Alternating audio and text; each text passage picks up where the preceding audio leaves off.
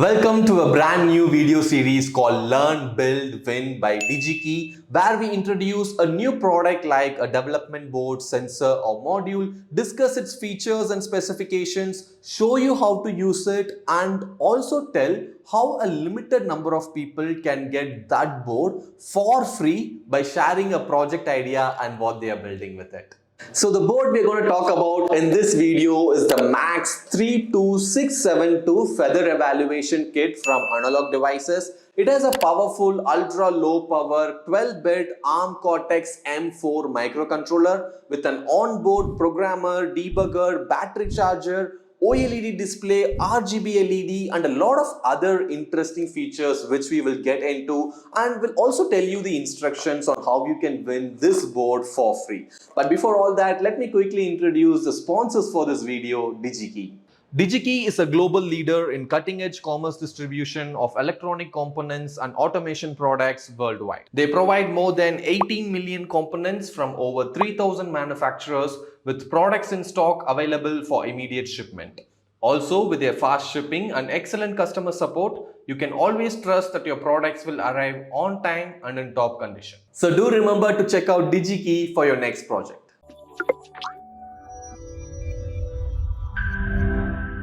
So let's start by unboxing our microcontroller. So this is the MAX32672 Feather Evaluation Kit, a rapid development platform for the MAX32672 microcontroller. Inside you will find a programming cable which is a Type A to micro USB cable, and then you will also get the main development board itself in a neat ESD packaging. We'll get into the board soon, and you get some header pins as well like this, and you'll also find this card.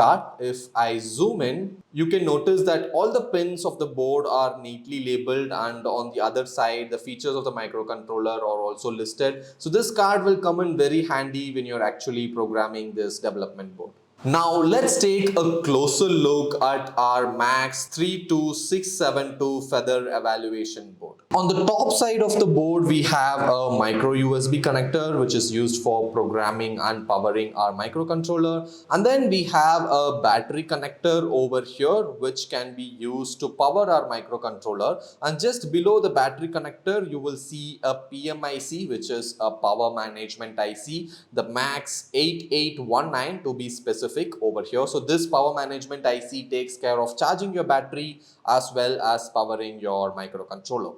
And to the left, we have the MAX32625 DAP link IC. So this is used for programming our microcontroller. And just on top of that, you will find a reset button. And on top of that, you will find a status LED D2.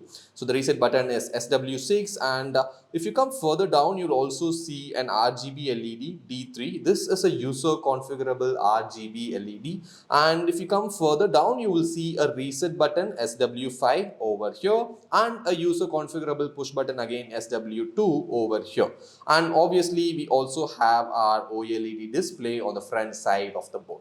Now if you take a look at the back side of the board, you will find our main microcontroller IC, which is the MAX32672, and also an OLED display connector just behind. So the most important component on this development board is the MAX32672 microcontroller, which I will show you how to program.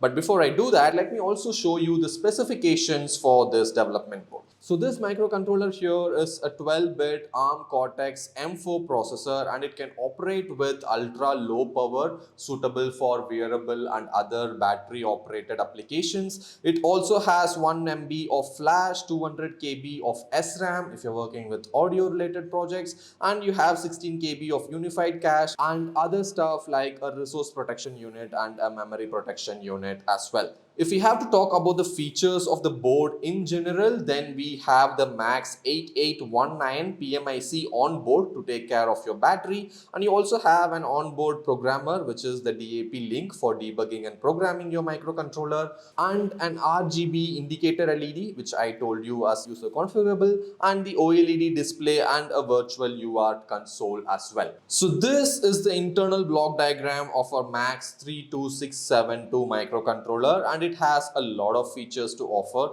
Starting on the GPIO side, you can see that it has 4 32-bit timer, two 32-bit low power timer for your low power applications, and it also has 3 SPI, 3 I2C, 1 I2S for audio related projects, and also 3 4-wire UART and one more 4-wire low power UART. So this IC is specifically designed for battery operated low power applications. On this side you can see that it has 1 MB of flash and 200 KB of SRAM, and it also has a lot of inbuilt security features like AES, a 32-bit CRC accelerator, and then you also have the secure crypto accelerator, a secure bootloader, and true random number generator as well. Okay, I'm on my desk now and I have the MAX32672 feather evaluation board with me, and I'm going to just connect it to my laptop using the micro USB cable provided along with this kit. And once I do that, you can notice that the board powers on and the onboard RGB LED starts blinking in different colors. Now this is the default factory firmware, but if you want to write your own code for this board, you have to download two important things. The first thing is the Maxim Micros SDK, which you can download from Analog Devices, and the second thing is you will need a programming IDE, something like Eclipse or VS Code, but we're going to use VS Code for this tutorial for various reasons which I'll tell you later. The complete instructions on where to download this IDE and SDK and how to program this development board is available as a detailed tutorial on our website. I will leave the link for that in the description of this video, but I will also be showing you some important step-by-step instructions so that you can also follow along with this video itself. I'm going to get into this link, which is the official product page for the MAX32672, and click on software resources. And over here, if you click on evaluation software, you will find the SDK that you have to download. Now, if you want to look at the example codes, you can get into this link and search for MAX32672, and you will find all the example codes for the MAX32672. Alternatively, you can also find this by searching for Maxim Micros SDK on Google, and you would find a GitHub page from Analog Devices, which says Analog Devices MSDK. Just get into it, and then if you go to the releases section, you will find the latest releases at the time of making this video is on October 18. Just scroll all the way down and install the Maxim Micros SDK from over here. So based on your operating system, you can select which one to install. I'm on Windows, so I'm going to install this Maxim Micros SDK _win.exe. So once that is installed, you will find a exe file like this. Just click on it and launch it. After a couple of minutes, it will ask you for the installation folder. By default, it is C Maxim SDK, but you can change it if needed. I am going to change it to my D drive just to be safe. So folder is selected, and then I want to click on next. And over here, it will ask you to select all the components that you would like to install. Now, you can leave it as default if you're using Eclipse, but in my case, we are not going to use Eclipse. So I'm just going to untick this and then click on next. And that is it. After that, you can just accept the licenses, click on next, and proceed with the installation setup.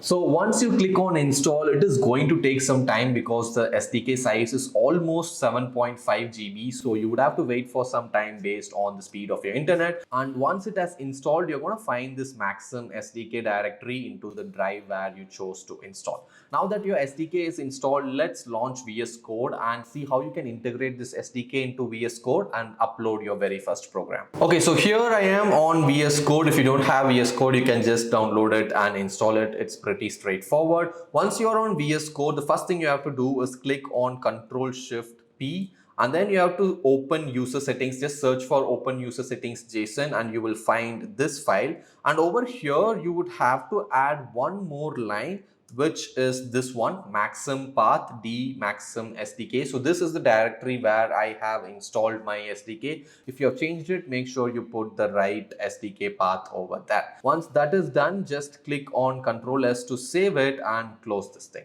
And then you would also have to get into extensions and make sure the C extension is already installed. If not, just search for this extension. It's from Microsoft. Just install it and you're good to proceed. So my extension is installed. My SDK path is set. Now I can start uploading my very first code to the MAX32672 development board. To do that, I'm going to get into File, Open Folder, and then I would have to navigate to the example code. So the example code is also in the SDK. So I'm just going to go to D Maxim SDK, And then under examples, you'll find a lot of boards over here. The one that we have is the MAX32672. So click on it, and here you can see a lot of example code. Almost everything that you would need to build a project with this board is available here, for ADC, for comparator, for CRC, for handling flash, EEPROM, GPIO, I2C, I2S. Every peripheral that you would like to control, every application that you would like to test, almost everything has an example code over here.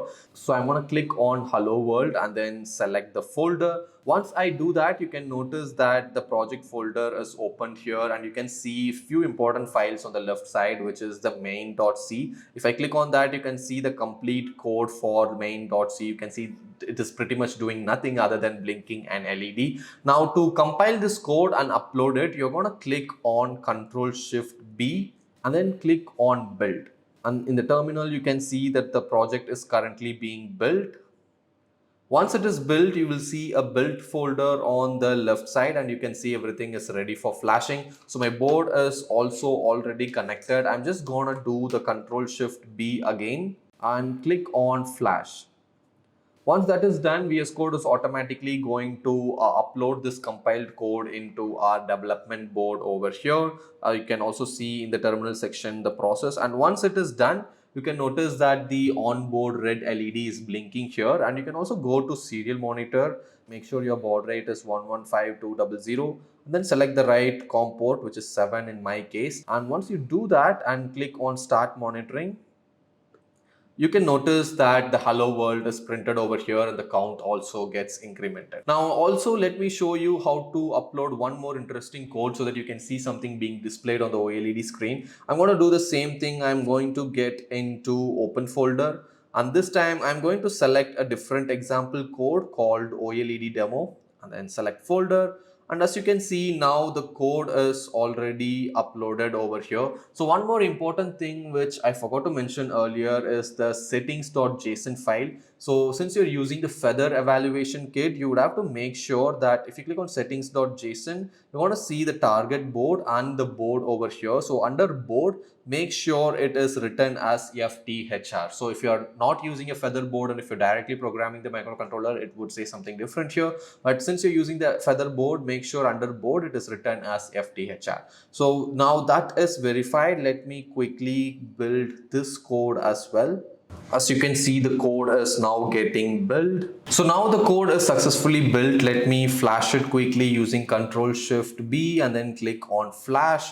So as soon as I click on flash, you can notice that the program is being uploaded, and once it is uploaded, you can notice a cute animation on the OLED screen showing analog devices. So this is directly from the example code called OLED demo, and it shows a small animation of analog devices logo. So yeah, this is how you can build and flash all the example codes on your Feather Evaluation Kit and see how it's working. But even developing your own project is going to be very easy because you have tons of example codes to read and understand from. You don't even have to use VS Code. You can use the same SDK plugin into your cursor or anti-gravity and use the chat option to understand the code, and you can combine different codes to build your own project. In fact, what we did was we modified this very same OLED example code to display DigiKey and Circuit Digest logo instead of analog devices logo, and let me show you how the output has come. So yeah, writing your code, building and flashing it to the MAX32672 Feather Evaluation Kit is very easy, and you should definitely consider getting started with one, especially if you're working with wearable projects or some other projects which require low power consumption, a lot of peripherals and security features baked into the microcontroller itself. Now, to get this development board for free, all you have to do is use the registration link in the description of this video